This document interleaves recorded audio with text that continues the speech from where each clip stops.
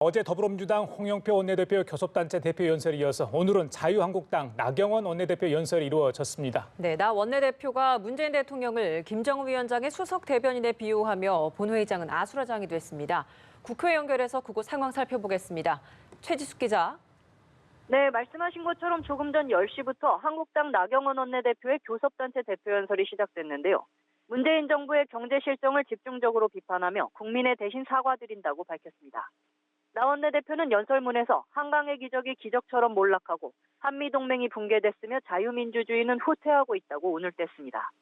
이어 문재인 정부는 적폐청산을 주장했지만 그마저 불법 사찰과 블랙리스트 의혹 등 추악한 민낯을 드러냈다며 대한민국을 무너뜨리는 좌파 정권에 분노해야 한다고 강조했습니다.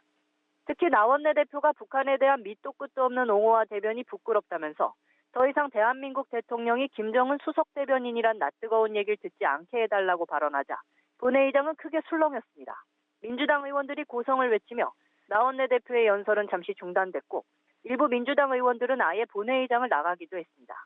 민주당 홍영표 원내대표와 이철희 원내수석부대표, 한국당 정양석 수석부대표 등이 단상으로 나오는가 하면 의원들 간 고성과 삿대질도 난무했습니다. 사과를 요구하는 민주당 의원들의 항의가 이어지면서 문희상 의장이 중재에 나섰지만 연설은 거듭 중단되며 파행을 겪었습니다. 예, 최 기자, 국회 상황 알 수 없게 됐는데요. 이 선거제 개편안과 개혁안에 대한 신속 처리 안건 지정을 놓고 오늘도 논의가 계속될 것 같은데 이거 가능하겠습니까? 네, 그렇습니다. 민주당과 야3당이 이번 주까지 패스트트랙 지정을 결정하기로 했는데요. 오늘도 후속 논의에는 속도를 낼 전망이지만 현재 상황이 좀 불투명해 보입니다. 어제 민주당과 바른미래당, 민주평화당, 정의당은 패스트트랙에 포함할 법안들을 놓고 집중적인 논의를 벌였습니다.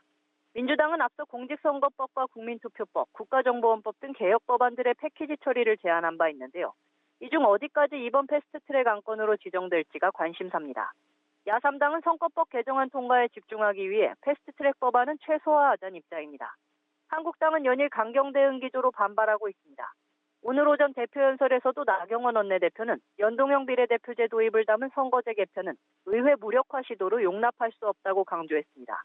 또 패스트트랙은 사상 초유의 입법 쿠데타라면서 야3당에도 집권 여당에 이용당하지 않도록 헌법적 가치를 포기하지 말라고 주장했는데요. 민주당 조정식 정책위 의장은 오전 회의에서 한국당이 국회 공전 말고 한 일이 무엇이냐면서 한국당의 주장은 어깃장에 불과하다고 지적했습니다. 바른미래당 손학규 대표는 한국당이 비례대표제를 없애는 개정안을 내놓은 것이야말로 헌법 부정이라고 강조하기도 했습니다. 네, 그리고 오늘 아침에 국가교육위원회 설치를 위해서 당정청 회의가 있었는데 관련 소식도 전해주시죠. 네, 오늘 오전 국회에서 열린 당정청 회의에선 국가교육위원회 설치를 위해 관련 법안들을 올해 상반기 중 통과시키기로 뜻을 모았습니다. 국가교육위는 교육의 장기적 비전 제시를 위한 대통령 소속 합의제 행정기구로 장관급 위원장 1명과 차관급 상임위원 2명을 포함해 모두 19명으로 구성하기로 결정했습니다. 국가교육위가 국가교육 기본계획을 수립하면 교육부 등 관계부처와 지자체가 이를 따르게 되는데요. 모든 위원들은 정당 가입 등 정치적 활동이 제한되는 대신 연임 제한 없이 일관성 있는 정책을 추진하도록 할 예정입니다. 조정식 의장은 기존의 관주도 교육정책엔 한계가 있다며 국가교육위가 설치되면 최소 10년 이상을 내다보는 미래지향적 종합계획을 수립할 수 있다고 소개했습니다. 유은혜 총리는 유치원과 초중등 교육의 지방이양을 단계적으로 추진해 궁극적으로 학교 자율성을 높이고 다양한 교육이 이뤄지게 하겠다고 밝혔습니다. 지금까지 국회에서 전해드렸습니다.